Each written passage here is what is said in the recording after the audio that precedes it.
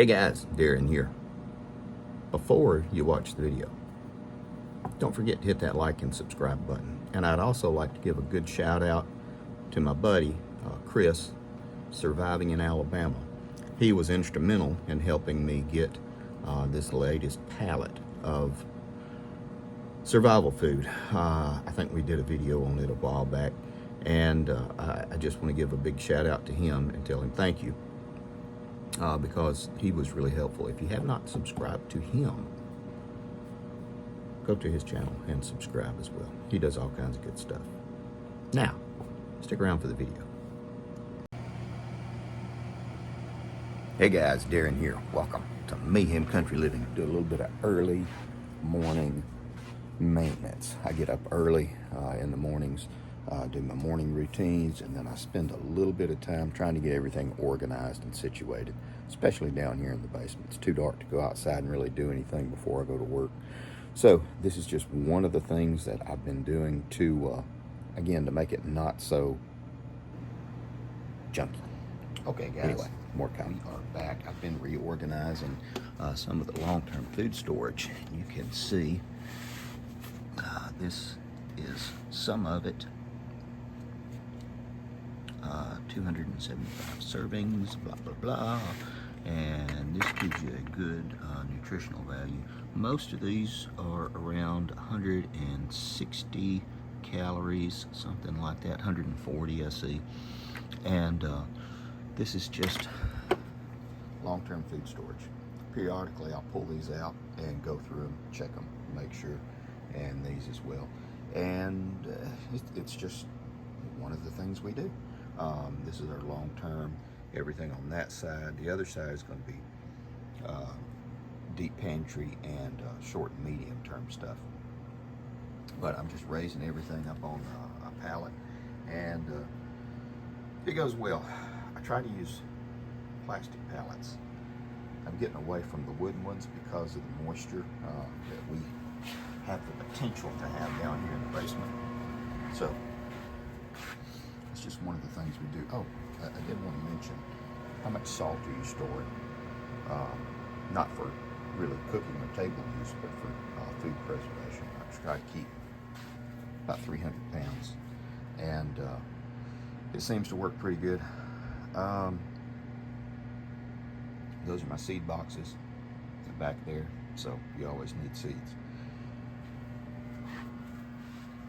It's easier to do it this way because, again, if there's ever any kind of flooding issues or anything like that, so I've got the sump pump and I've got a backup sump pump. But everything you'll notice that's of any value is raised up off the floor, just down here in the basement. It's a good thing to do. And this is actually a basement.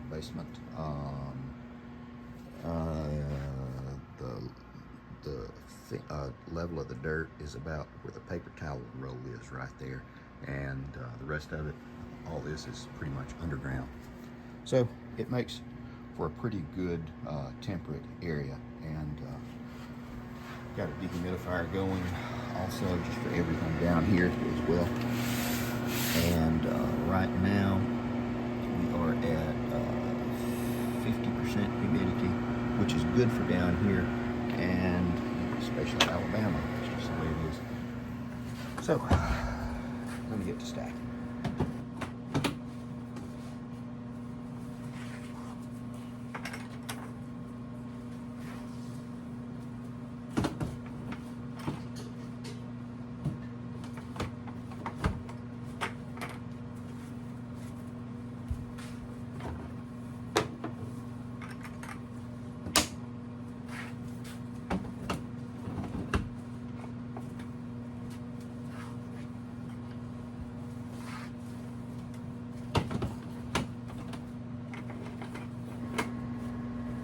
Okay, guys, now we're back. You can see I've made some progress with it. But I wanted to discuss this with you. You can see that, let's pick something. The cacciatore. We'll go blah, blah, blah. It's 160 calories. And there's 5 servings per pouch. Now, it's 160 calories. So, people are going to say, well, you know, a minimum of 1,200 calories, you know, to get you through. No, 1,200 calories is a starvation diet. You will starve to death eating 1,200 calories. These are mostly carbs.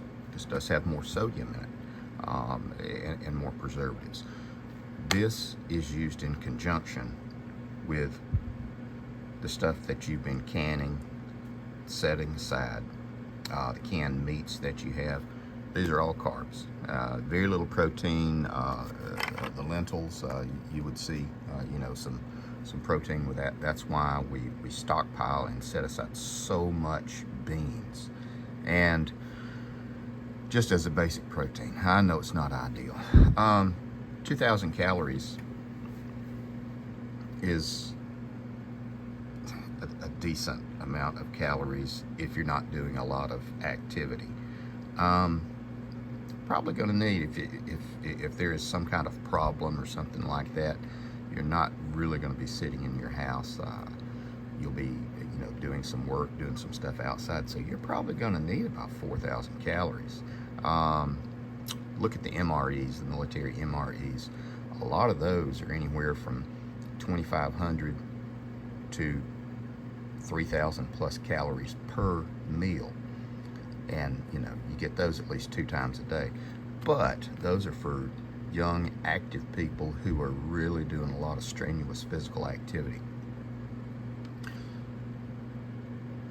Bear all of that in mind. So it might be in your best interest to plan on 3,000 calories a day per person.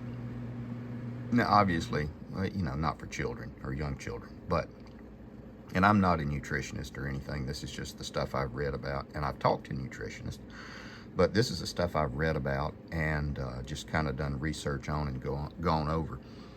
These are good backups. These guys will get you to a growing season, or these in conjunction with your rabbit or your chickens or your canned meats or your eggs from your chickens. These in conjunction is what is really going to help you. That's why I've always been a really big advocate of having some sort of critter on your property, be it quail, rabbits, both of those, which are very quiet, and you could almost have those in a garage. Chickens, not so quiet, but for meat and for eggs. And then, you know, chickens are a perpetual machine. If you have 2 roosters and 10 hens, I mean, you got chicken and eggs forever, as long as you can get them out and get them enough calories to lay with. And it's just things you have to bear in mind. Okay, guys, now we're back. More to come. When you're doing this, we're not talking about water or medications or anything like that yet. When you're doing this, you can lie to people about what you have. Don't lie to yourself about what you have, because eventually you'll start believing the lie. I've got food for 6 people for 6 months. Do you really? How many calories a day? You know, what are you working off of? These are the kind of things that you really need to sit down and go over. That's why, again, I always try to advocate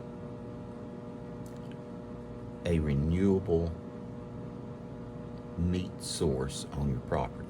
If you have enough land where you could have, you know, larger animals, goats, sheep, stuff like that, cattle, hogs, that's ideal. That's really good.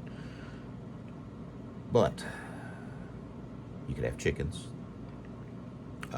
turkeys, ducks, again, quail, rabbit, things like that. Guinea pigs, yes, you can eat guinea pigs. They actually taste pretty good. And that's what they're originally used for, as a food source. Take all this into consideration when you're trying to buy your way into preparedness. These are great. Canned stuff, the 20-year stuff, freeze-dried stuff. Absolutely, it's fantastic. And it works, and it lasts. Do not buy a pallet of food, stick it in your hot garage, and say, I'm good, I'm done, because you're not. Because that will let you down.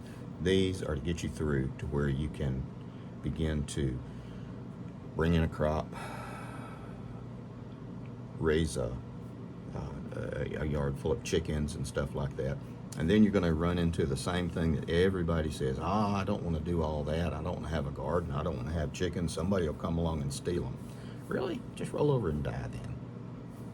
If you're not going to do that, if you haven't done the legwork now, since I've gotten chickens, 3 of my neighbors all have chickens now.